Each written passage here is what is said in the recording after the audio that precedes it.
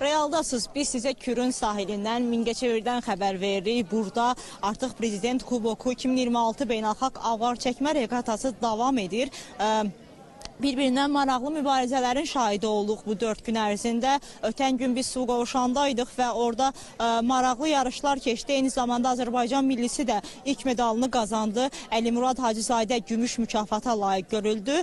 İndi isə yanımda Türkiyə millisinin avar çəkəni, Türkiyə millisinin idmançısı Çağan Yaş var. Biz onun təəssüratlarını öyrənəcəyik təşkilatçılıq barədə.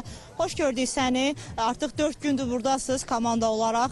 Necə keçir buradakı təşkilatçılıq? Məmnunsunuz? Memnunum, çok memnunum. Bizi çok güzel karşıladılar. 4 gündür buradayız. Konser oldu. Konserde çok güzel gösteriler oldu. Hoşumuza gitti. Tüm ülkelerin de hoşuna gittiğini düşünüyorum. Yarın yarışım var. 1500 metre kürek çekme, avar çekme yani. Mingəçevir çok güzel bir şehir. Hoşumuza gitti. Bizi çok güzel karşılıyorlar. Türkleri seviyorlar. Türk kardeşlerimiz de herkes görenler selam veriyor. Merhaba diyor. Konuşmaya çalışıyorlar. Çok sempatik buradaki insanlar. Yani çok güzel bir organizasyon olmuş. Birçok ülkeden katılımcı olmuş. Birçok ülkeden sporcular burada. Tribünlerde insanlar var. Dolu buralar. Yani sonuç olarak çok güzel bir etkinlik olmuş. Bizi güzel karşıladılar. Teşekkür ederiz. Sabah yarışacaksan bu barədə nə fikirləşirsən? Aynen, sabah yarışacağım. Önce eleme yarışım olacak.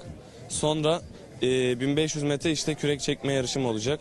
İkisi de 1500 metre olacak.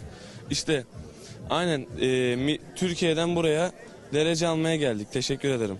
Teşekkür ederim müsahibə üçün. Xatırladım ki, mənim müsahibim Türkiyə millisinin idmançısı Çağan Yaş idi. O, buradakı təşkilatçılıq və yarış barədə təəssüratlarını bizimlə bölüşdü. Xatırladım ki, Prezident Kuboku 2026 beynəlxalq reqatası sabah, yəni mayın 1-də məsələ Mingəçevirdə başa çatacaq və bağlanış mərasimi də açılış mərasimi kimi möhtəşəm və təntənəli şəkildə olacaq.